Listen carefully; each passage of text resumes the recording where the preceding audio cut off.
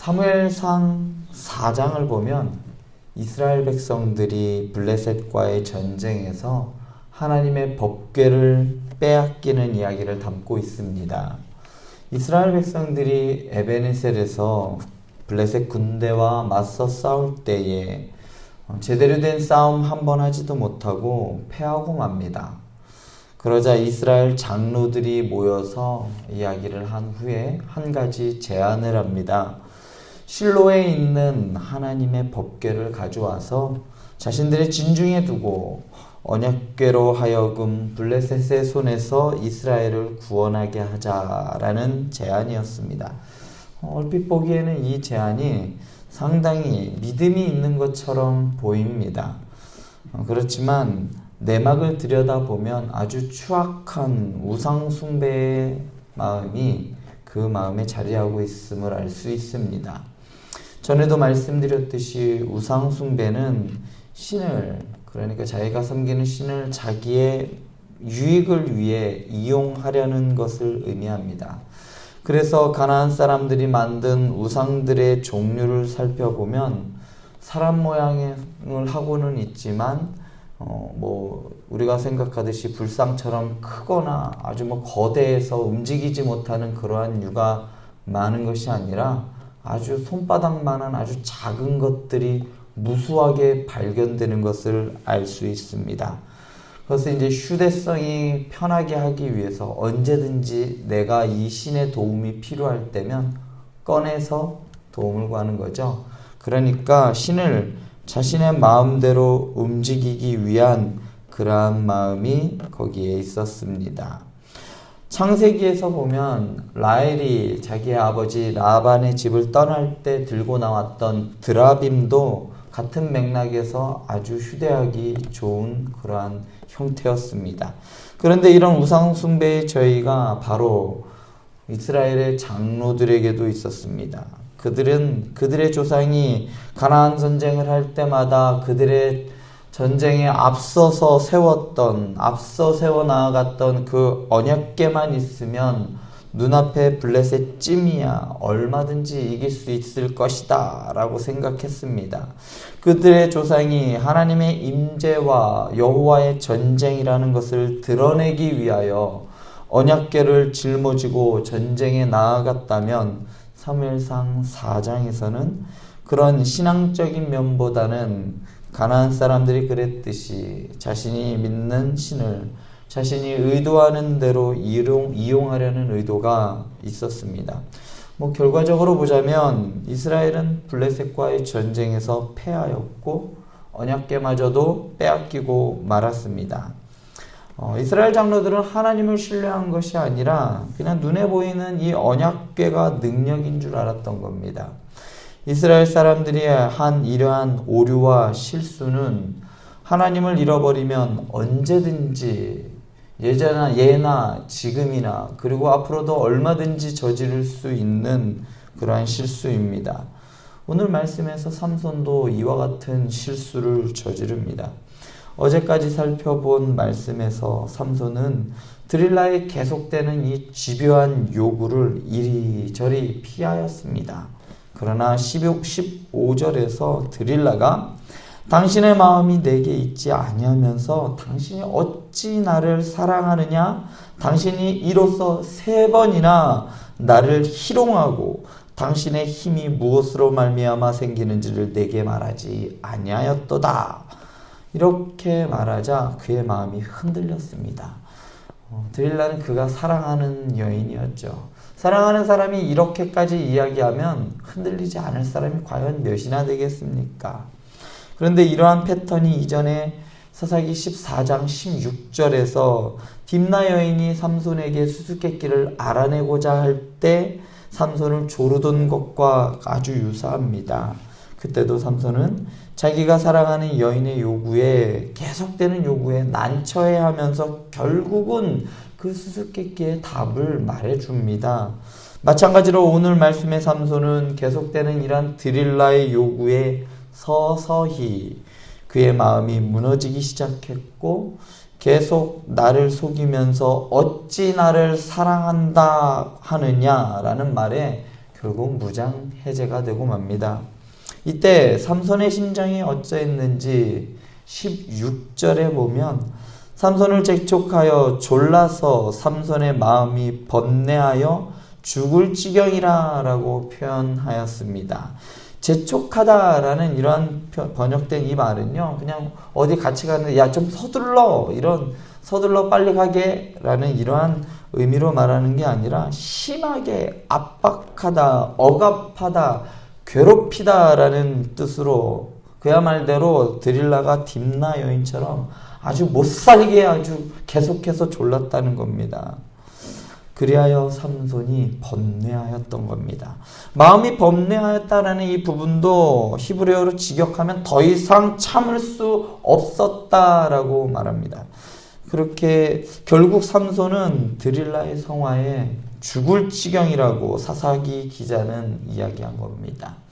결국 죽을 지경에서 빠져나오기 위해 비밀을 털어놓았습니다. 그래서 결국 어떻게 되었을까요? 죽음을 초래하는 것이죠. 죽을 정도로 힘든 그 귀찮음을 피하기 위해서 가르쳐 줬다가 결국은 그 죽음에 빠져들게 되는 것이죠. 여기서 삼손이 진심을 드러내었다라는 말은 문자적으로 그가 그녀에게 그의 온 마음을 알렸다라는 겁니다. 한글 성경은 조금 의역한 건데요. 직역하면 그래요. 그가 그녀에게 그의 온 마음을 알렸다. 그러니까 진심으로 말했다라는 의미입니다. 얼마나 드릴라의 요구가 집요했는지 삼손이 자신의 온 마음을, 그러니까 진심대로 다 알려주었습니다. 앞에서 살펴본 딥나의 여인은 블레셋 사람의 살해의 위협을 피하기 위해 수수께끼의 답을 삼손에게 알아냈지만 그 알아낸 그 답으로 인하여 결국 그녀는 죽음을 맞이하였습니다. 마찬가지로 삼손도 드릴라의 성화에 죽을 것 같은 상황을 피하기 위하여 진실을 말해주고 말았던 것이죠. 그리고 결국 이로 인해 그는 죽고 맙니다. 내 머리 위에는 삭도를 대지 아니하였나니 이는 내가 모태에서부터 하나님의 나시린이 되었습니다. 만일 내 머리가 밀리면 내 힘이 내게서 떠나고 나는 약해져서 다른 사람과 같으리라. 삼손이 이렇게 진심을 이야기합니다. 그런데 여러분 이 말을 잘 보면요, 이 말에는 많은 것이 담겨져 있어요. 나시린의 규례 중에 포도와 관계된 그 어떤 것도 가까이 하지 말라라고 말합니다. 여기서는요, 포도원에 가까이 가지 마는 것도 포함이 돼요. 포도를 보는 것도, 그것을 갖는 것도, 취하는 것도, 단지 안 먹었으니까 괜찮아 라는 의미가 아니라 모양도 버리라고 말합니다. 뿐만 아니라 동물의 시체를 만지고 또한 성적 쾌락을 위하여 이방인의 여인을 찾아 방종한 삶을 살았던 사람이 삼손입니다.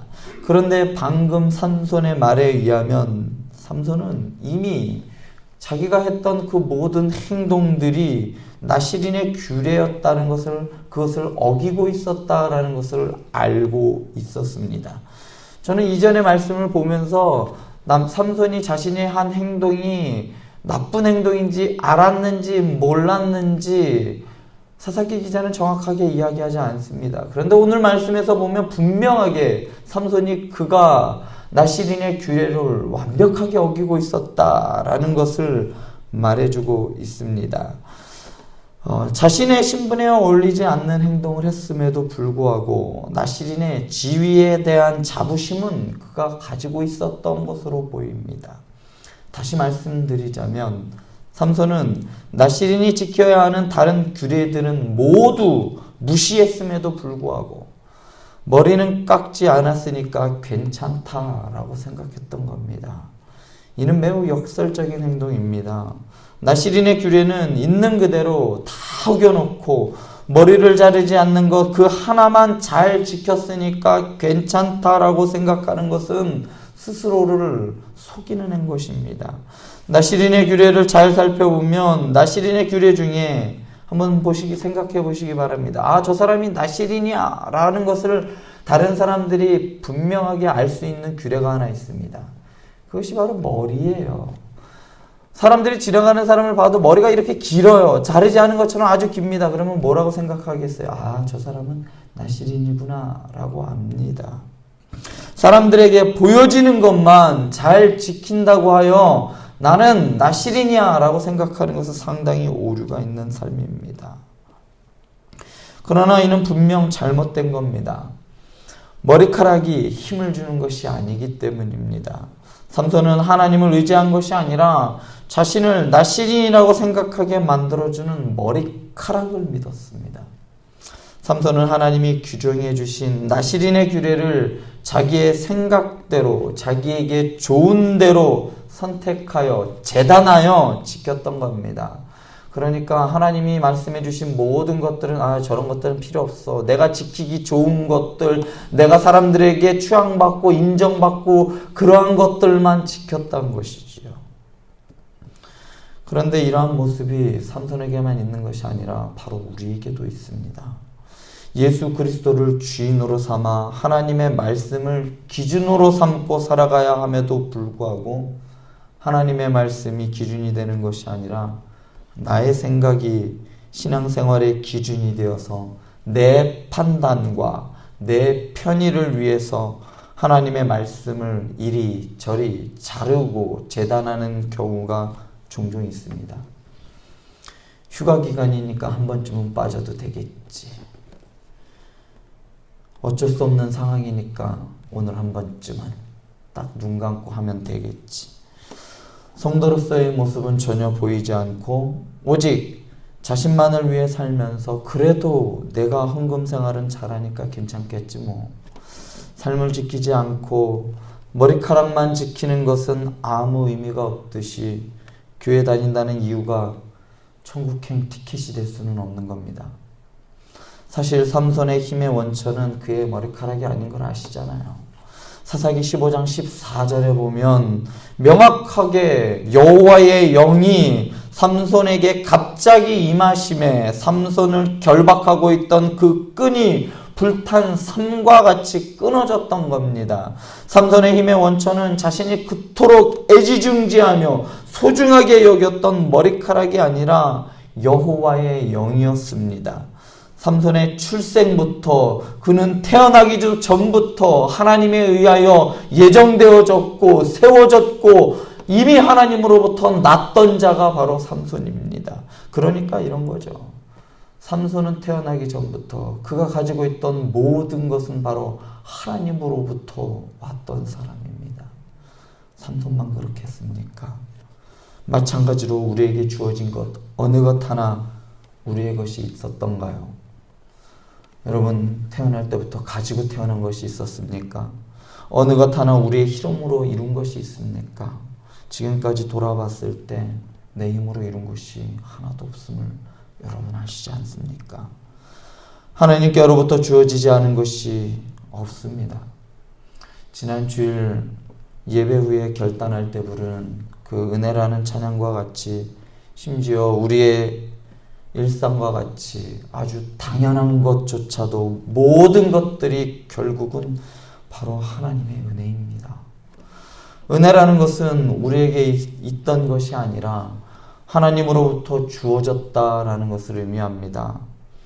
우리의 가정도 결국 하나님께서 서로의 배필을 허락해 주셔서 이룬 것이고 나의 사랑하는 자녀들 또한 하나님께서 주셨기 때문에 자녀를 삼을 수 있었던 겁니다. 그냥 결혼했으니까 당연히 생긴 것이 아닙니다. 당연히 교회 다니고 헌금 생활하고 기도 생활하고 그냥 예배하니까 당연히 구원받는 것이 아닙니다. 내가 살아가는 데 필요한 모든 것이 하나님께로부터 왔습니다. 그렇기 때문에 나의 모든 것은 주님의 것입니다. 이렇게 고백하며 말씀대로 살아가는 것이 우리가 살아가는 삶의 방식입니다. 삼손은 신앙적으로도 신실하지도 또한 이성적으로 명민하지도 똑똑하지도 않았습니다. 삼손이 그토록 사랑했던 드릴라는 삼손을 파멸의 길로 이끌었습니다. 예수 그리스도를 믿어야 구원받는 것입니다. 전에도 말씀드렸지만 하나님을 믿으면 하나님의 말씀이 기준이 되어 살아갈 수밖에 없는 겁니다. 하나님이 나시린의 규례를 만들어 주신 것은 그에 따른 합당한 삶을 살아가라라고 말씀해 주신 겁니다. 그런데 취할 것은 취하고 버릴 것은 버려도 돼 라고 하면 안 되는 겁니다. 믿는다고 하면서 내 기준대로 내 생각대로 살아가는 것은 믿음이 아닙니다. 마치 삼손이 머리카락은 자르지 않으니까 나는 하나님께서 택한 나시린이야 라고 생각하는 것과 같다는 겁니다.